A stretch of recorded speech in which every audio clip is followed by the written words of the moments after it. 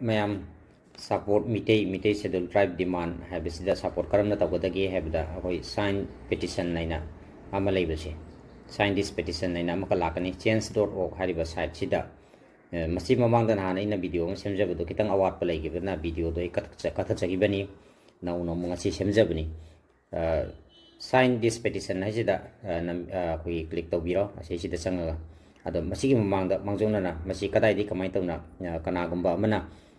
ꯑꯗꯣꯝꯒꯨꯝꯕ ꯋꯥꯆꯞꯇ ꯂꯤꯡꯛꯁꯦ ꯀꯃꯥꯏꯅ ꯁꯤꯌꯔ ꯇꯧꯔꯛꯀꯗꯒꯦ ꯁꯤꯌꯔ ꯇꯧꯔꯛꯑꯒꯅ ꯀꯗꯥꯏꯗ ꯆꯪꯒꯅꯤ ꯍꯥꯏꯕꯗꯣ ꯑꯩ ꯍꯥꯏꯖꯒꯦ ꯃꯁꯤ ꯑꯈꯪꯕꯁꯤꯡꯅꯗꯤ ꯈꯪꯉꯦ ꯈꯪꯗꯕ ꯃꯌꯥꯝ ꯑꯃ ꯂꯩ ꯂꯤꯡꯛ ꯀꯗꯥꯏꯗ ꯆꯪꯒꯅꯤ ꯍꯥꯏꯕ ꯈꯪꯗꯕ ꯑꯩꯈꯣꯏꯁꯨ ꯅꯧꯔꯤꯉꯩ ꯃꯇꯝꯗꯗꯤ ꯈꯪꯉꯝꯄꯣꯟꯇꯦ ꯑꯗꯨꯃꯥꯏꯅ ꯍꯧꯖꯤꯛ ꯅꯧꯅ ꯊꯣꯔꯛꯏꯕ ꯑꯍꯟ ꯈꯪꯗꯦ ꯑꯉꯥꯡ ꯈꯪꯗꯦ ꯂꯤꯡꯛ ꯆꯪꯕꯁꯦ ꯍꯩꯇꯕ ꯈꯪꯗꯕ ꯏꯃꯥ ꯏꯕꯦꯜꯁꯨ ꯃꯌꯥꯝ ꯑꯃ ꯂꯩ ꯃꯈꯣꯏ ꯃꯌꯥꯝ ꯑꯁꯤꯅ ꯈꯪ ꯇꯥꯔꯒꯗꯤ ꯄꯥꯛ ꯁꯟꯅ ꯑꯩꯈꯣꯏꯗ ꯃꯁꯤꯒꯤ ꯁꯄꯣꯔꯠꯁꯨ ꯃꯌꯥꯝ ꯑꯃ ꯂꯥꯛꯀꯅꯤ ꯑꯗꯨꯅ ꯑꯁꯤ ꯋꯥꯆꯞꯇ ꯊꯥꯔꯛꯄꯗꯣ ꯑꯩ ꯎꯠꯆꯒꯦ ꯃꯌꯥꯝꯗ ꯁꯤꯗ ꯂꯩꯔꯦ ꯋꯥꯆꯞꯇ ꯑꯗꯣꯝꯒꯤ ꯋꯥꯆꯞꯇ ꯁꯨꯃꯥꯏꯅ ꯂꯥꯛꯀꯅꯤ ꯁꯥꯏꯟ ꯗ ꯄꯦꯇꯤꯁꯟ ꯍꯥꯏꯅ ꯀꯦꯟ ꯌꯨ ꯍꯦꯜꯞ ꯃꯤ ꯁꯨꯃꯥꯏꯅ ꯏꯔꯛꯑꯅꯤ ꯀꯣ HTTP ꯑꯁꯨꯃꯥꯏꯅ ꯏꯕ ꯃꯈꯥꯗ ꯕ꯭ꯂꯨꯒꯤ ꯏꯕꯁꯦ ꯑꯁꯤꯁꯤꯗ ꯀ꯭ꯂꯤꯛ ꯇꯧꯕꯤꯔꯣ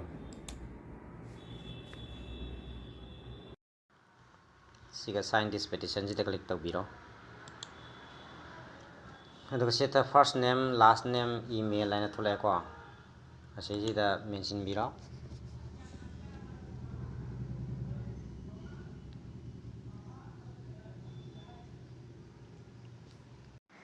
isa email do hape ko ming ire adaidi sing kano email hape adaidi silcher asi silcher aina harise akoi geographical bound कनो अमगी एरिया अमगी मनुंगदा इखोइसे लैबदो अखोइदि मरुवेना सिटी से सिल्चर निना सिल्चर से ओइना हापिउ मोइगी पेटिशन से करमना साइन तौगदगी हैना अखंगैसिंगदा ngang YouTube दा ai jengjara matungda sigi knowledge se ngonda phangpane ahamada I tolen kun ai sai kun se irambani ata moina haiba bo geographical haidi akoi ba sigi miyamna hena pak chauna khangnaba mafam amagi ꯑꯩꯈꯣꯏ ꯁꯤꯒꯗꯤ ꯁꯤꯜꯆꯔꯅꯤꯗꯣ ꯑꯅꯛꯄꯗ ꯍꯥꯏꯔꯒ ꯑꯁꯨꯃꯥꯏꯅ ꯁꯤꯜꯆꯔꯁꯦ ꯏꯒꯗꯕꯅꯤ ꯍꯥꯏꯅ ꯍꯥꯏ ꯑꯅꯛꯄꯒꯤ ꯃꯥꯏ city ꯃꯆꯥ ꯃꯆꯥꯗꯣ ꯑꯗꯨꯏꯗꯨꯗ ꯏꯒꯗꯕꯅꯤ ꯍꯥꯏꯕ ꯑꯗꯨꯅ sign this Pattinson ꯍꯥꯏꯅ ꯍꯥꯏꯔꯀꯣ ꯁꯤꯁꯦ display my name and comment on this petition ꯁꯤ ꯀ꯭ꯂꯤꯛ ꯇꯧꯕꯤꯔꯝꯃꯣ ꯀ꯭ꯂꯤꯛ ꯁꯤ ꯁꯨꯃꯥꯏꯅ ꯂꯩꯔꯝꯒꯅꯦꯕ ꯑꯗꯨꯏꯗꯨꯗ ꯀ꯭ꯂꯤꯛꯁꯦ ꯇꯧꯕꯤꯔꯝꯃꯣ ꯁꯨꯃꯥꯏꯅ ꯀ꯭ꯂꯤꯛꯁꯦ ꯇꯧꯕꯤꯔꯝꯃꯣ ꯍꯥꯏꯕꯗꯤ ꯑꯩ ꯃꯃꯤꯡ ꯑꯗꯩꯗꯤ ꯑꯩꯅ ꯀꯃꯦꯟ ꯄꯤꯕꯗ ꯑꯩꯒꯤ ꯃꯃꯤꯡ ꯊꯣꯛꯄꯗꯣ ꯑꯗꯨ ꯊꯣꯛꯄ ꯌꯥꯅꯕꯒꯤꯅꯤ ꯁꯤ ꯀꯃꯦꯟ ꯄꯤꯕꯁꯦ ꯃꯁꯤꯒ ꯁꯥꯏꯟ ꯗꯤꯁ ꯄꯦꯇꯤꯁꯟꯁꯤꯒ ꯀ꯭ꯂꯤꯛ ꯇꯧꯕꯤꯔꯣ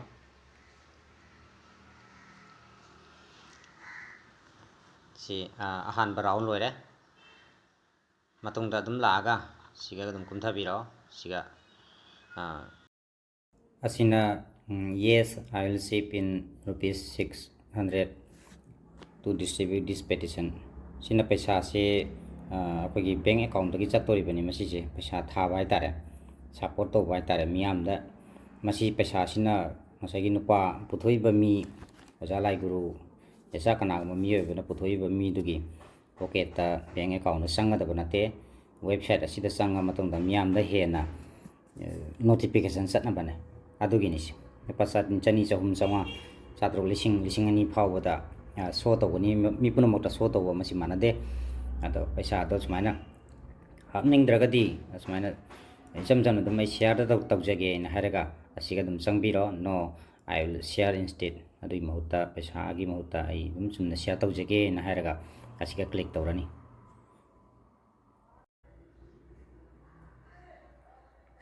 ꯁꯤ ꯑꯍꯥꯟꯕ ꯂꯣꯏꯔꯦ ꯑꯅꯤꯁꯨꯕ ꯂꯣꯏꯔꯦꯀꯣ ꯑꯍꯨꯝꯁꯨꯕꯗ ꯉꯥꯏꯔꯦ ꯑꯁꯤꯗ ꯋꯥꯆꯞꯇ ꯊꯥꯔꯁꯨ ꯑꯗꯨꯝ ꯌꯥꯔꯦ ꯋꯥꯆꯞꯇ ꯊꯥꯕꯒꯤꯁꯦ ꯍꯥꯏꯖꯔꯛꯀꯦ ꯁꯦꯟ ꯚꯥꯏꯌꯥ ꯋꯥꯆꯞꯇ ꯁꯨꯃꯥꯏꯅ ꯀ꯭ꯂꯤꯛ ꯇꯧꯕꯤꯔꯣ ꯀꯅꯥꯒꯨꯝꯕ ꯁꯤꯒ ꯑꯗꯨꯝ ꯍꯥꯏꯔꯒꯦꯅꯦꯀꯣ siga klik tawbiro makhai sen siga klik tawbiro adula ngatang ngaibiuko siga picture am khathorokani picture se ta smaina picture thora matungda picture thorotri bawdi sen se tawbino ba link se mai changmada yadaba su jawni ab ada smaina nambiro se sim chakhre ko miduna mu maruptuna mu siga man janga hojik mai sem lakane ab asina whatsapp ta thabagini whatsapp ta thaba loire hojik back lakbiro ko back lakbiro ngasagi siga namaga to sumaina kano si lakpiro siga whatsapp ta thaba loire whatsapp ta thaba loibaga masagi facebook aina jaram to masi manggineba kanagumba gi mobile khara dasman thokani thoktra thoktre ko thokiba taragadi as back ta habitang mit biramo magi Facebook se pai thorakaneba ase thore ko Facebook se thore Facebook ta musman click to biro hadi mafam mafam daina thaning baduni haisi Facebook main oina koi WhatsApp Facebook sina common oire ase ani se haijaramge share on Facebook si ko click to biro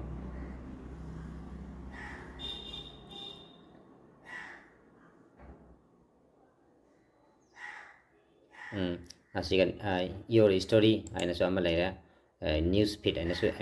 animak se leira ko animak ta click dum to ro su asi post ai siga click to biro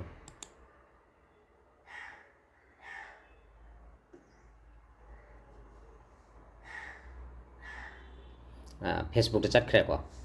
ai Facebook ta chakre huji mathangda amu ai laksage huji makha da sing thabira sumaina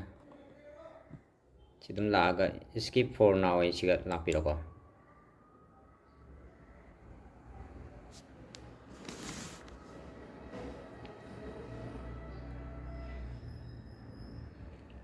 skip for now hai bisida siga la ko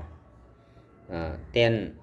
sign 10 recommended petitions to build momentum to victory aina agi sign to bose loidri ado sigi next amadi sign en lebase siga changbiro sign sida ai tara khatang to biram moina haibene base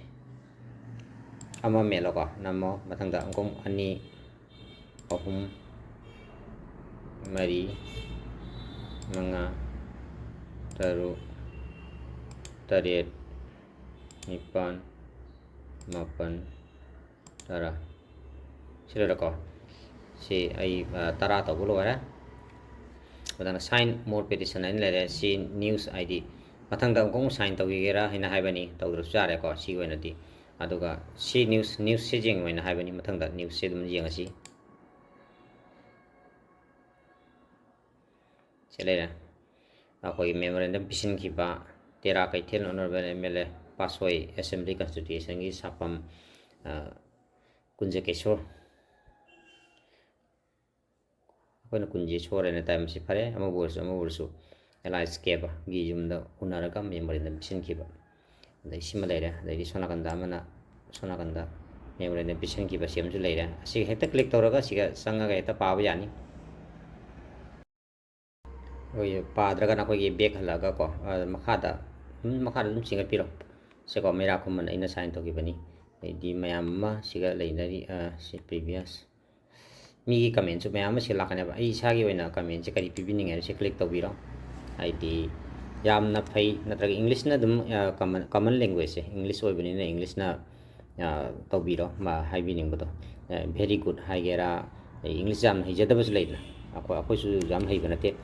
English jam hijada ba kambu sudana very good bo hai bane natraga very useful bo hai bane leidana ko ai khoi gi na di yamna fa ba khong thang ni kaina nu comment se pibiram ba hai tare asi phau loire di si pabiro ga sona su leire me amma ko si pa bu dum yare dre makha da koi comment se me amna pina ba comment se si leigani je kana kana na kari comment piri ba ke si dum semana sindas adam yang biro asini sign petition se kamaina sign tongni hebadui matang simja video ni asoi ngam yauro basu kangai jina takpirakani ko ju jam khangjabe dina chade yamda khaji kana gadra haina semjaba video ni matang sida video change.org ta mitei schedule drive taliba sigi miyamna hena khangnaba petition gi matang amadi sigi matang mitei demand schedule drive demand to bu matang sida kitang khajik miyamda khanghanjabasi loijare asoi ngam ki pigani session takpira ko punamaksu taramna loksinjari punam pukhrun